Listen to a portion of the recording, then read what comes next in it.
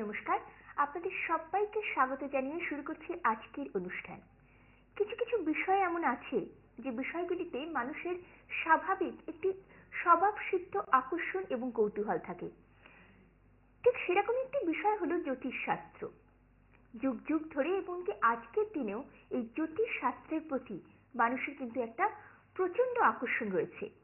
কার না ভালো লাগে নিজের সম্বন্ধে জানতে, নিজের ভবিষ্যৎকে আরো সুন্দর করতে, কিংবা নিজের হরোস্কোপকে দোষমুক্ত করতে। আর ঠিক সেখান থেকেই আজকের অনুষ্ঠানে আমরা পেয়েছি এমন একজন মানুষকে, যিনি একজন বিখ্যাত জ্যোতিষশাস্ত্রী তো বটেই, ভারতের অধ্যাত্ম এবং দর্শনের প্রতিও তার রয়েছে অগাধ পাণ্ডিত্য। তিনি লিখেছেন অসংখ্য বই, যার অধিকাংশই প্রকাশিত হয়েছে ভারতের স্বনামধন্য প্রকাশন ডায়মন্ড পকেট বুক থেকে। আপনারা নিশ্চয়ই পড়বেন, কিন্তু আজকের সন্ধ্যায় সরাসরি আপনাদের সামনে আচার্য সত্যানন্দজিকে আমরা পেয়েছি। অনেক অনেক প্রণাম আচার্যজি আমাদের অনুষ্ঠানে। স্টুডিওতে আমি রয়েছি শতাব্দী, এবং আপনাদের পক্ষ থেকে আচার্যজির কাছে নিয়ে এসেছি অনেক প্রশ্ন। দেখুন, শুরুতেই আমি একটি কথা বললাম যে আমাদের জীবনকে সুন্দর করতে জ্যোতিষশাস্ত্র মতে হরোস্কোপটি কিন্তু দোষ মুক্ত হওয়া দরকার। তাহলে দোষযুক্ত হরোস্কোপ কাকে বলে, আমরা শুনবো আচার্যজির কাছ থেকে। আচার্যজি, যদি আমাদের একটু বলেন যে দোষমুক্ত করার কথা তো আমরা শুনি, কিন্তু দোষযুক্ত হরোস্কোপ আমরা কখন বলবো? দর্শকগণ, হরোস্কোপ প্রথম তো এটা যে হরোস্কোপ জিনিসটা কি, যতক্ষণ আপনারা এটা জানবেন না যে হরোস্কোপ জিনিসটা কি, তাহলে হরোস্কোপের প্রতি আর জ্যোতিষের প্রতি একটি ভ্রম আপনাদের মনের মধ্যে থেকে যাবে। হরোস্কোপ আর কিছু নয়, বাস্তবে একটি বার্থ চার্ট। জন্মের সময় যখন আপনার জন্ম হয়েছে সেই সময় সৌরমণ্ডলে কোন গ্রহটি কোন জায়গায় আছে, কোন গ্রহটি কোন জায়গায় কত ডিগ্রিতে আছে, কোন গ্রহটি কেমন সংযুক্ত আছে, কিভাবে পরিস্থিতি সেই গ্রহটার থেকে প্রভাবিত, তো সেটা হচ্ছে আমাদের হরোস্কোপ। বাস্তবে হরোস্কোপ একটি সৌরমণ্ডলের চার্ট। ওই মুহূর্তে, যে মুহূর্তে মানুষ জন্ম নিয়েছে, জন্ম নেওয়া অর্থাৎ পৃথিবী, পৃথিবী অর্থাৎ লগ্ন। আমরা হরোস্কোপে লগ্ন যে শব্দটি ইউজ করি, যে আপনার লগ্ন কি, অর্থাৎ ওই মুহূর্তে পৃথিবীটি কোন জায়গায় ছিল, পৃথিবীর স্থানকে দেখাবার জন্য লগ্ন দেখায়। আর লগ্নের গণনা আমাদের শরীরে থেকে হয়, অর্থাৎ পৃথিবীর উপরে এই সমস্ত গ্রহের কি প্রভাব পড়েছে, এটি কিন্তু হচ্ছে আপনার হরোস্কোপ, অর্থাৎ সৌরমণ্ডলের একটি চার্ট, অর্থাৎ অ্যাস্ট্রোনমি। মনে রাখবেন দর্শকগণ, যে অ্যাস্ট্রোনমি যারা আছে, যারা অ্যাস্ট্রোনমার, তারা কিন্তু হরোস্কোপের এই ঘটনা পর্যন্ত তারাও বিশ্বাস করে যে এই হরোস্কোপ অর্থাৎ এই সময় এই পরিস্থিতি, ওই টাইমে সৌরমণ্ডলে এই পরিস্থিতিটি ঘটেছে। অর্থাৎ দোষ মুক্ত আর দোষযুক্ত। দর্শকগণ, দোষযুক্ত বুঝে গেলে দোষ মুক্ত বুঝবেন, আর দোষ মুক্ত বুঝলে দোষযুক্ত বুঝে যাবেন। হচ্ছে এটা, যেই সময় একটি ব্যক্তি, একটি বালক জন্ম নিয়েছে, যে মুহূর্তে সে ভূমিষ্ঠ হইয়াছে। আরো একটি কথা বলে দিই, অনেক বিবাদ আছে। কেউ বলে এটা যে মানুষ তো মানে গর্ভ ধারণ প্রায় 9 মাস আগে হয়ে যায়, তাহলে জন্মটিকে আমরা কেন মহত্ব দিই? দর্শকগণ, এখানে এটা স্পষ্ট করে দিই যে জন্মকে এই জন্য মহত্ব দেওয়া হয় যে পৃথিবীতে আসার পর বালক স্বাবলম্বী হয়, অর্থাৎ সে দুধ খাওয়া ইয়া শ্বাস নেওয়া নিজের থেকে করে। আচ্ছা, সে নিজের জ্ঞানেন্দ্রিয়কে জাগ্রত করে, সেই মুহূর্তে সে কান্না করে। জন্ম নেওয়ার পর যদি কোনো বালক না কাঁদে, তাহলে তার মৃত্যু হওয়া সম্ভব হয়ে যায়, সে মারাও যেতে পারে। যার জন্য ডাক্তাররা তাকে কাঁদায়। কান্না করার অর্থ তার শ্বাস নেওয়া। এই যে শ্বাসটা সে পৃথিবীর থেকে ওপেনলি এসে, গর্ভের বাইরে এসে সে যে গ্রহণ করলো, সে কিন্তু ওন হলো, নিজের স্বাবলম্বীর প্রথম কদম, প্রথম সিঁড়ি সেদিন রাখলো। এটি কিন্তু তার জন্ম লগ্ন। এখান থেকে সমস্ত হরোস্কোপ শুরু হয়। আর দোষ যুক্ত হচ্ছে এই মুহূর্তে হরোস্কোপে কোন জায়গায় কোন গ্রহটি কিভাবে পীড়িত আছে।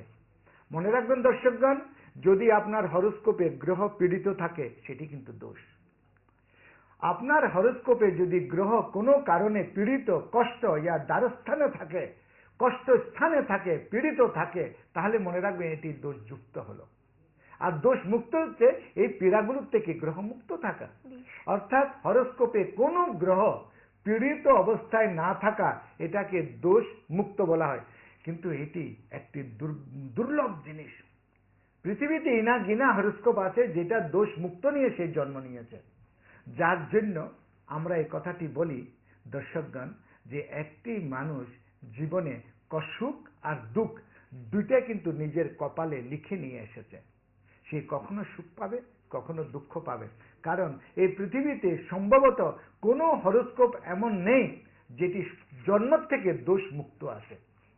জন্ম থেকে দোষ মুক্ত আমার চোখে তো আজকে তারিখ পর্যন্ত একটি হরস্কোপ পড়েনি যেটা দোষ মুক্ত আছে জন্ম থেকে। দোষ মুক্ত হরস্কোপ জ্যোতিষরা করে, কারণ কি দোষ যুক্ত নিয়ে বালকরা জন্ম নেয়।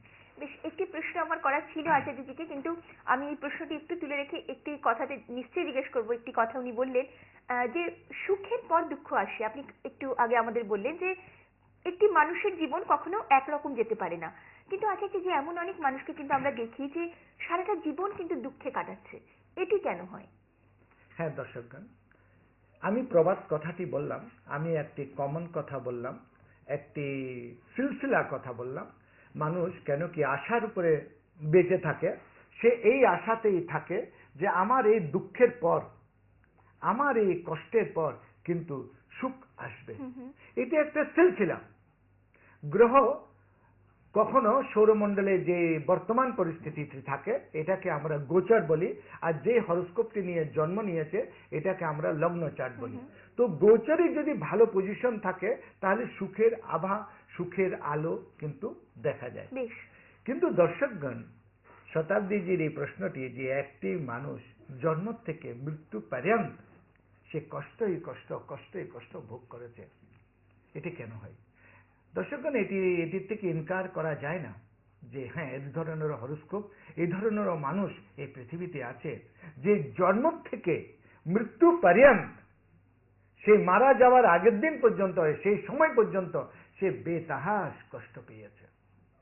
দর্শকগণ, জ্যোতিষ শাস্ত্রে বলে এই ধরনের হরস্কোপে একাধিক দোষ থাকা, একাধিক দোষ।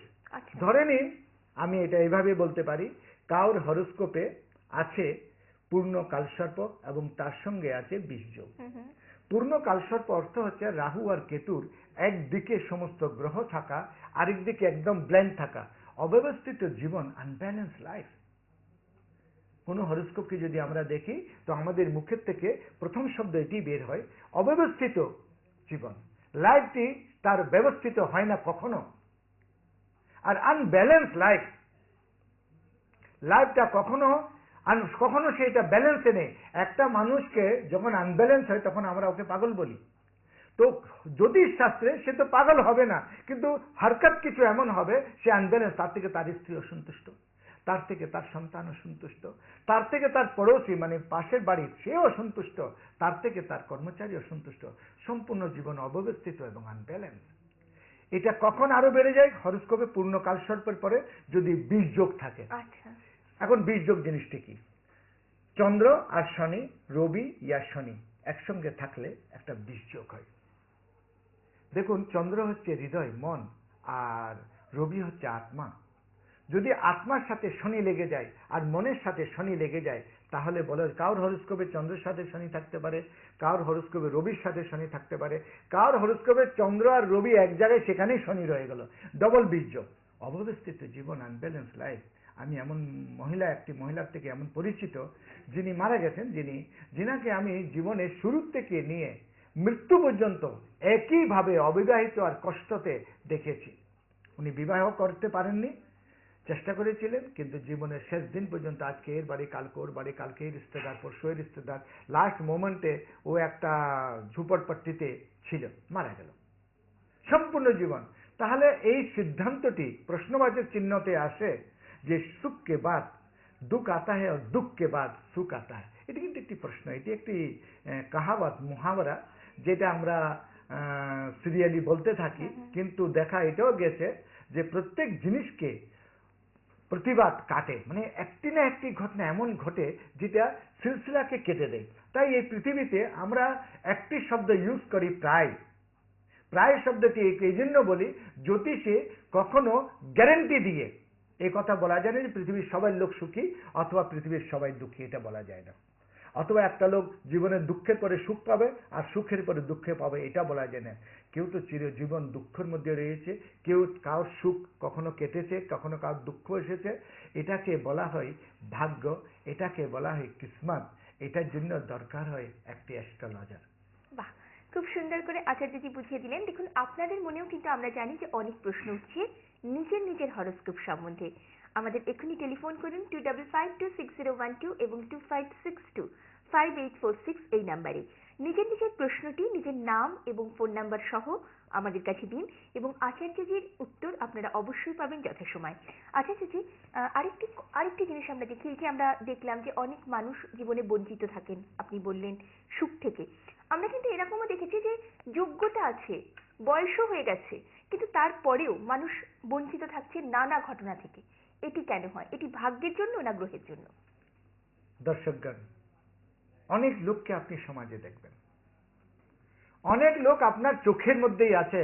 এমনও হতে পারে আজকে যে আপনারা টিভি দেখছেন আপনাদের মধ্যেও কেউ আছে যিনি যোগ্য আছে, কাবিল আছে, জিনিয়াস আছে, যে কোনো জিনিসকে দেখে করে নিতে পারে। এত তীব্র কোয়ালিটি, তীব্র গতি, অসম্ভব ট্যালেন্ট, কিন্তু তারপরেও দেখা গেছে যে সে নিজের অধিকার থেকে বঞ্চিত। সে নিজের অধিকার থেকে বঞ্চিত।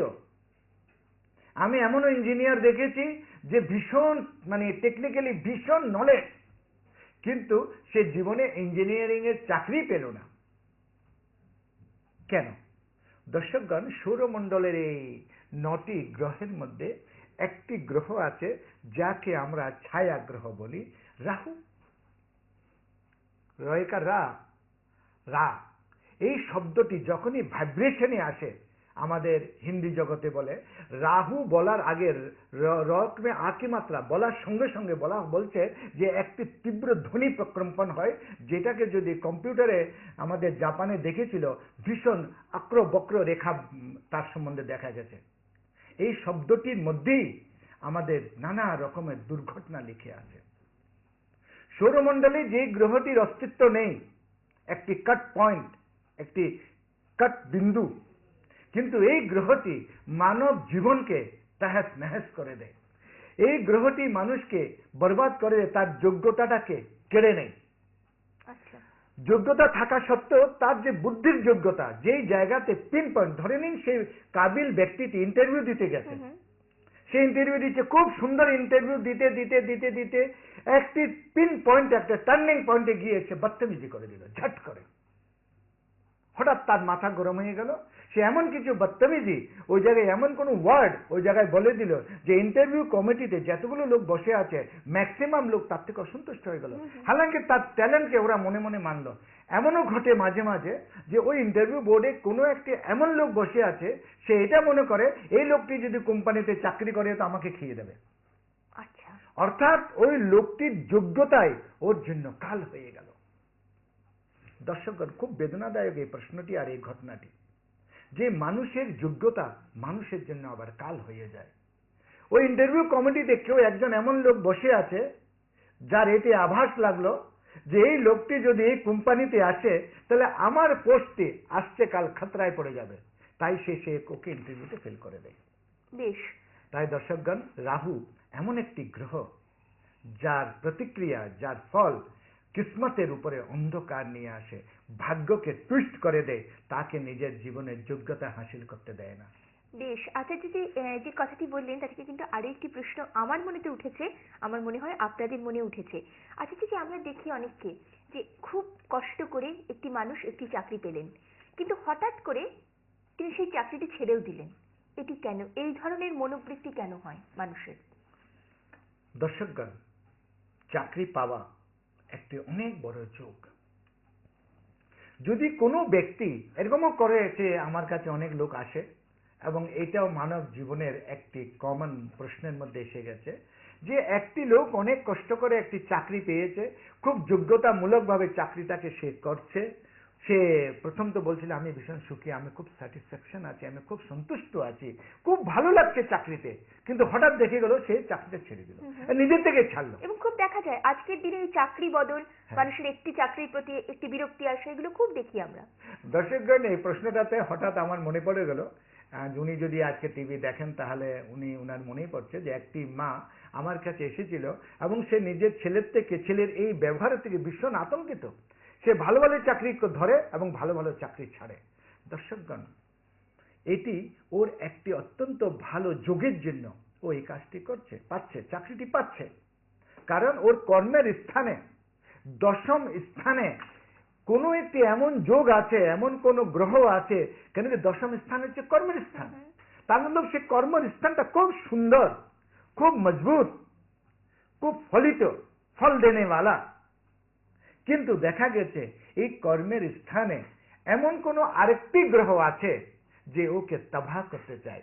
এবং দেখা গেছে দর্শকগণ এটা যে ওর বুধের স্থানটি, বুধ সবসময় খারাপ আছে। আচ্ছা। মানুষ যখন ডিসিশন নেয়, যদি বুধ পীড়িত থাকে, যদি বুধ যদি নিচস্থ থাকে, বুধ যদি ষষ্ঠ স্থানে থাকে, বুধ যদি দ্বাদশ স্থানে থাকে, তাহলে এই বুধের পজিশনের কারণে মানুষের ওই দশম স্থানটাকে খারাপ করার একটি প্রবণতা জাগে। কারণ মানুষ সম্বন্ধে এটি একটি অদ্ভুত ঘটনা যে মানুষ কষ্ট নিজে ডেকে আনে।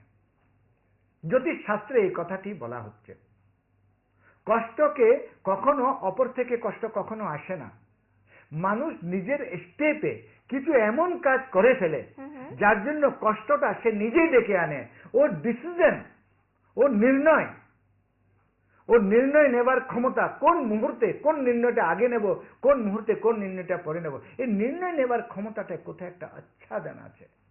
বুধ যদি খারাপ থাকে, বুধ যদি পীড়িত থাকে, বুধের স্থান যদি খারাপ জায়গা থাকে, বিভিন্ন এমন গ্রহের সাথে আছে যাকে বুধ যেখানে পীড়িত হয়ে যাচ্ছে, তাহলে মনে রাখবেন দর্শকগণ, অসম্ভব ট্যালেন্ট, অসম্ভব কোয়ালিটি সবকিছু থাকা সত্ত্বেও, আপনি খুব ভালো ইনকাম করা সত্ত্বেও কোথাও নিজের ডিসিশনের জন্য আপনি কিন্তু কষ্ট পাবেন। এটা বুধের জন্য হয়।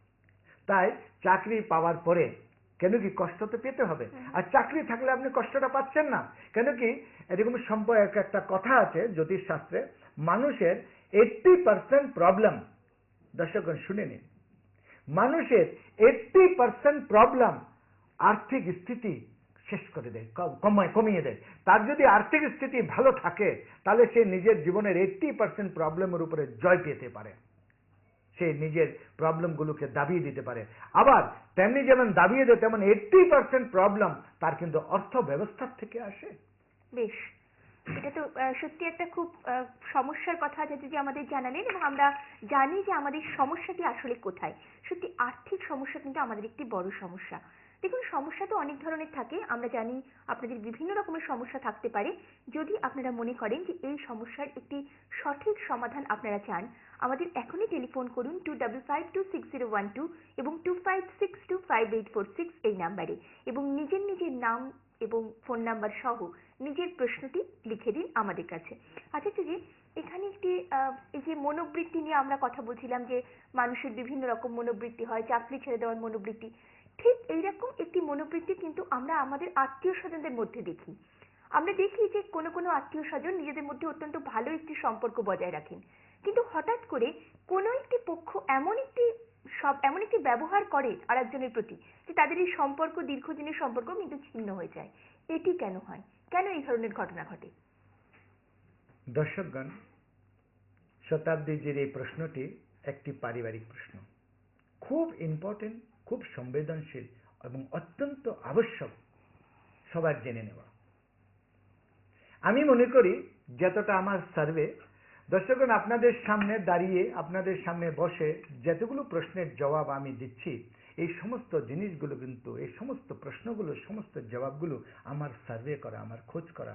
এখানে একটি শব্দ, একটি কথা এদিক আর ওদিকের নয়, সব মানব জীবনের থেকে আমি সঞ্চয় করেছি।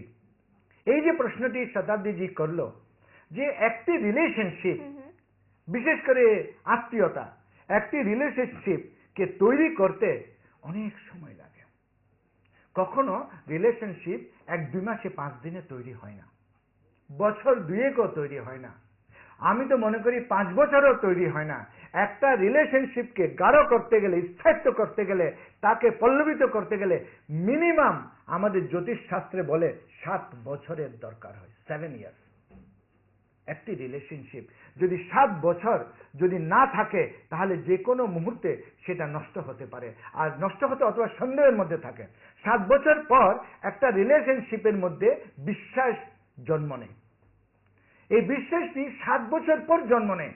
7 বছর পর্যন্ত কোথাও উবড়ে খাবার টেরা বেড়া থাকে। দর্শকগণ, এই ধরনের একটি রিলেশনশিপ, আত্মীয়তা কি করে খারাপ হয়? কোন পক্ষ এটাকে খারাপ করে?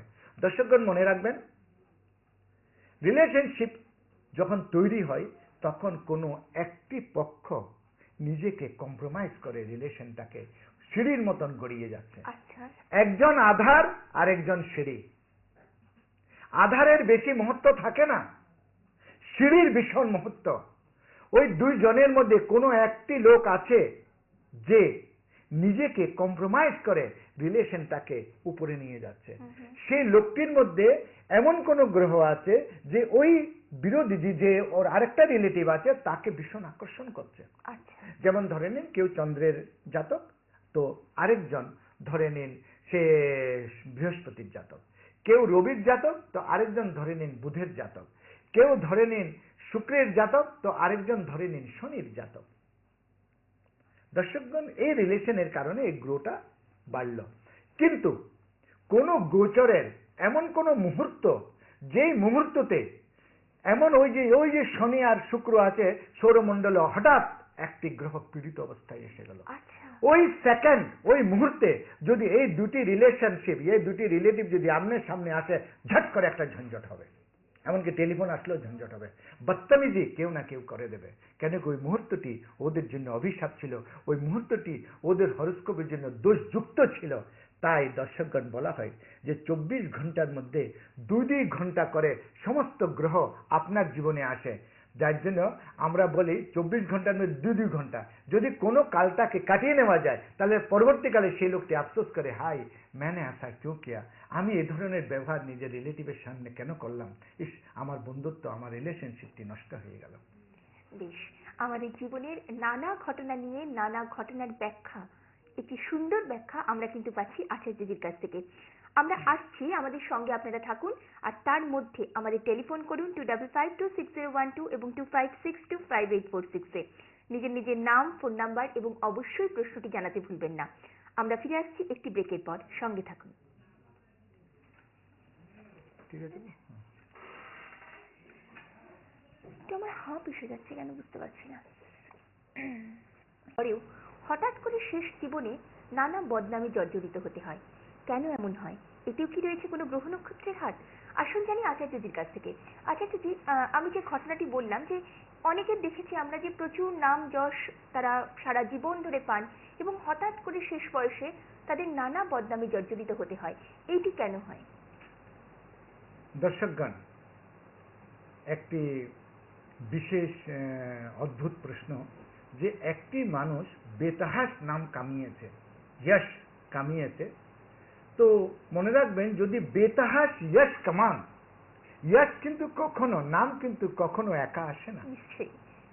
নামের সঙ্গে সঙ্গে অনেকগুলো জিনিস আপনার ঘরে ঢুকে যাচ্ছে। যেমন নাম হয়েছে, তো মনে রাখবেন ধন আপনি আপ আসবে। নাম কখনো খালি নিয়ে আসে না। বলা হয় জ্যোতিষ শাস্ত্রে নাম সোনার ঘোড়া নিয়ে বাড়িতে ঢুকে। আপনি নাম তখনই কামিয়েছেন যখন আপনার কাছে বেতাহাস দৌলত আসছে। বেতাহাস দৌলত না আসলে, বেতাহাস সম্পত্তি না হলে আপনার নাম কখনো আসে না। দর্শকগণ, নামের দুটি পারিয়া আছে, একটা হচ্ছে মৃত্যুর পরে নাম হওয়া, আরেকটা হচ্ছে বেঁচে থাকা অবস্থায় নাম কামানো। বেঁচে থাকা অবস্থায় নাম তখনই হয়, যেমন আজকে যদি কেউ যদি একটি নোবেল পুরস্কারও পায়, সেটার সাথেও কিন্তু ধন সম্পত্তি ঘরে ঢুকে। একটা লোক যদি গিনিস ওয়ার্ল্ড বুকে নিজের নাম লেখে, তার সঙ্গে কিন্তু সে টাকা পায়। অর্থাৎ যশের সঙ্গে ধন জড়িয়ে আছে, এবং বলা হচ্ছে যশ আর ধনের সঙ্গে লাঞ্ছনা জড়িয়ে আছে। কেন কি একটি ব্যক্তি নাম তখন পায় যখন সে অনেক লোকের উপরে উঠে আসে। মানে অনেক লোকের থেকে একটি উপরে সে আলাদা হয়ে অনেক উপরে আসে। আর মানব জীবনের একটি প্রাকৃতিক স্বভাব যে ঈর্ষা। বেশ। মানব জীবনের একটি প্রাকৃতিক গ্রন্থগুলো পড়ে, যদি পড়বার তার কাছে ক্ষমতা থাকে। দর্শকগণ, এই যে প্রশ্নরা জানেন যে বদনাম ওরা হয় যারা কিছু করে, যাদের মধ্যে কিছু করার ক্ষমতা আছে, তাই এরা বদনাম হচ্ছে।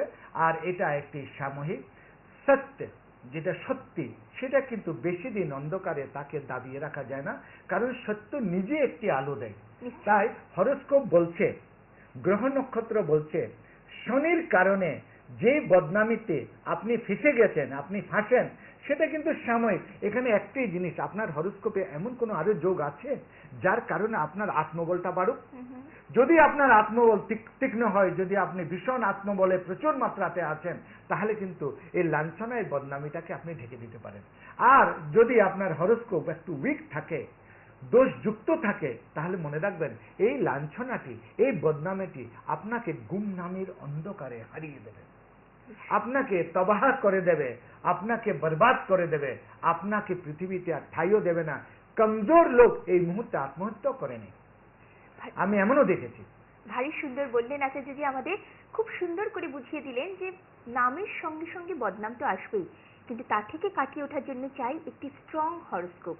আর যদি আপনাদের এটি না থাকে, আমাদের ফোন করতে পারেন 25526012 এবং 25625846-এ নিজের নাম, নিজের ফোন নাম্বার এবং নিজের প্রশ্নটি নিয়ে। আচার্যজি, এই যে বদনামের কথাটা হচ্ছে, এইখান থেকে কিন্তু আরেকটি প্রশ্ন ওঠে। আমরা আজকালকার দিনে খুব একটি ঘটনা দেখি যে সরকারি মহলের নানা স্তরের অফিসারদের আমরা বিভিন্ন সংবাদ মাধ্যমে আমরা এই জিনিসগুলো দেখতে পাই যে ঘুষ নেওয়ার একটা প্রবণতা থাকছে।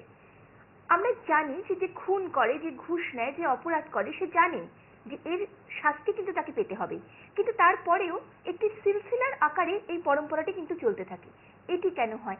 মানুষের কোন মনোবৃত্তি মানুষকে একই ভুল বারবার করায়? দর্শকগণ, হরোস্কোপ একটি বিশাল বড় গ্রন্থ। আমি তো মনে করি একটি মানুষ, একটি জ্যোতিষ নিজের এক জীবনে একটি হরোস্কোপের অধ্যয়নকে সে পূর্ণ করতে পারে না। 7 জেনারেশন যদি কন্টিনিউ শোধ করে, তাহলে হতে পারে 8ম জেনারেশন কিছু জানবে, সমস্ত শোধ গ্রন্থগুলো পড়ে, যদি পড়বার তার কাছে ক্ষমতা থাকে। দর্শকগণ, এই যে প্রশ্নটি করা হলো যে ঘুষ নেওয়া অথবা সে এমন কিছু কাজ করা সরকারি লেভেলে বড় জায়গায় থাকা সত্ত্বে, দর্শকগণ মনে রাখবেন এই গ্রহ নক্ষত্রগুলো, এই যে 9টি গ্রহ আছে আমাদের, এই 9টি গ্রহ কিন্তু প্রত্যেক মানুষের জীবনে আছে, এবং প্রত্যেক মানুষের জীবনে এই গ্রহগুলো হরোস্কোপে কোথাও না কোথাও, কোনো না কোনো জায়গায় সেই স্থিত আছে। মনে রাখবেন এই 9টি গ্রহের একটি কমন কাজ আছে, মানে যেটা প্রত্যেকটি মানুষের সাথে ঘটে। প্রত্যেকটি মানুষের একটি বিশেষ গুণ আছে, প্রত্যেকটি মানুষ, আমারও আছে, শতাব্দীরও আছে, যারা আপনারা আজকে টিভির সামনে বসে টিভি দেখছেন আপনাদেরও আছে একটি কমন গুণ। এই কমন গুণটা হচ্ছে এটা যে আমাদের মধ্যে ভুলে যাওয়ার একটি অদ্ভুত ক্ষমতা। আমরা ভীষণভাবে ভুলে যাই, কোনো জিনিসকে আমরা গেঁথে চিরজীবন রাখতে পারি না। একটি সাধারণ উদাহরণ আপনাকে বলি, ধরে নিন আপনার ভাইয়ের সাথে আপনার ভীষণভাবে লড়াই হয়েছে, ভীষণ মারপিট হয়েছে, ভীষণ কেস কামারি হয়েছে, সে নানা রকমের অশ্লীল গালাগালি দিয়েছে, আপনাকে তহেস নহেস করে দিয়েছে, আপনার অনেক অনিষ্ট করেছে, কিন্তু দেখা যায় যে কিছু বছর পর সে আপনার বাড়িতে মিষ্টি নিয়ে এসছে, আপনি ওকে কাপড় জামা দিচ্ছেন, রিলেশনশিপটা আবার ডেভেলপ করে গেছে। এটা কিন্তু ঘরে ঘরে, এই কথাটি কিন্তু ঘরে ঘরে। কেন? কিন্তু ওই একটি মুহূর্ত ছিল, পারলে আপনি দা দিয়ে তাকে কুপিয়ে মেরেই ফেলেন, খুনও করে দিচ্ছেন। আবার দেখা গেছে কিছু সময় পর আপনার মনে আসছে সব বেকার, আমার শেষে তো সে আমার ভাই, আমার রক্ত, নানা রকমের ডায়লগ আপনার মনে আসছে, নানা রকমের ভাবনাত্মক কথা আপনার মনে আসছে, আর রিলেশনশিপটা আবার ডেভেলপ হয়ে গেল। কেন? কেন কি এই 9টি গ্রহর একটি অদ্ভুত ক্ষমতা। এই 9টি গ্রহ প্রত্যেকটি মানুষকে সে ভুলবার বিমারিটি দিয়ে দিয়েছে, ভুলে যাবার বিমারি দিয়ে দিয়েছে। মনে রাখবেন, হর্ষদ মেহতা কখনো ভয়ঙ্কর ভাবে সে ঘুষ নেওয়ার চক্করে ধরা পড়লো, কিন্তু ঠিক 1-2 বছর পর আমি আবার ঘুষ নিতে লাগলাম। দর্শকগণ, এমনও দেখা গেছে ঘুষ নেওয়া কোনো আবশ্যক নয়, ঘুষ নেওয়া একটি আদত, একটি আদত। কেন? যে ব্যক্তি সরকারি লেভেলে থেকে ঘুষ নিচ্ছে, সে ব্যক্তি নিশ্চিত এমন একটি ওহদাতে আছে, এমন একটি পোস্টে আছে, সে যদি আদার্স কোনো কাজ করে সেই লেভেলের টাকা সে রোজগারও করতে পারে। কিন্তু মানুষটির এটি হ্যাবিটটা তৈরি করছে ওই হরোস্কোপের দুই একটি গ্রহ। মনে রাখবেন, কেতু হচ্ছে আপনাকে আদত করে দেয়। কেতু গ্রহের এটি বিশেষতা, সে আপনাকে বদ আদত, যে আদতগুলো, যে হ্যাবিটসগুলো খারাপ, সেগুলো করে দেয়। যেমন দর্শকগণ, একটি রোগ আছে মানুষকে চুরি করা। আপনি জানেন, শুনে অবাক হবেন যে আপনারা যদি ডাক্তারের কাছে যান, ভালো ভালো ঘরের মহিলা বলেন, ভালো ভালো ঘরের লোক বলেন, কোনো লোকের বাড়িতে গিয়ে লিপস্টিক চুরি করে মহিলাটি জেবে নিয়ে নিল, ইয়া নিজের শরীরে কোথাও লুকিয়ে নিল। এটি আদত, এটি একটি রোগ। তেমনি ঘুষ নেওয়া, ক্রাইম করা, অপরাধকে মানিয়ে নেওয়া, অপরাধ করবার একটি প্রবণতা প্রত্যেকটি মানুষের মধ্যে আছে। কে ওটাকে জাগ্রত রাখছে আর কে ওটাকে ডাউন রাখছে এমন কোনো জরুরি নয় কি সরকারি লেভেলে প্রত্যেকটি ব্যক্তি ঘুষ খায়, নয়। কিছু লোক এমনও আছে সে ঘুষের থেকে ভীষণ ভয় পায়, ভীষণ দূরে রাখে, কারণ কি তার কেতু গ্রহটি ভালো। কেতু যদি নিকৃষ্ট থাকে আপনার হরোস্কোপের মধ্যে, তাহলে মনে রাখবেন আপনার ঘুষ নেওয়ার একটি প্রবৃত্তি আপনাকে জন্ম দেবে, বদতমিজি করার একটি প্রবৃত্তি আপনাকে জন্ম দেবে, অসৎ কথা বলার একটি প্রবৃত্তি আপনাকে জন্ম দেবে, ঝগড়া করার একটি প্রবৃত্তি আপনাকে জন্ম দেবে। এটা হচ্ছে কেতু। কেতুকে আমরা জ্যোতিষ গ্রন্থের মধ্যে, জ্যোতিষ শাস্ত্রের মধ্যে নিকৃষ্ট গ্রহ বলি। তার 7 বছরের যদি দশা কাউর হয়, যদি মহিলার হয়, তাহলে মনে রাখবেন সেই মহিলা নিজের স্বামীকে ছেড়ে অন্যত্র চলে যাবে, অন্য লোকের কাছে চলে যাবে। সে যদি পুরুষ হয়, তাহলে মনে রাখবেন সে নিজের ব্যভিচারের মধ্যে ডুবে যাবে।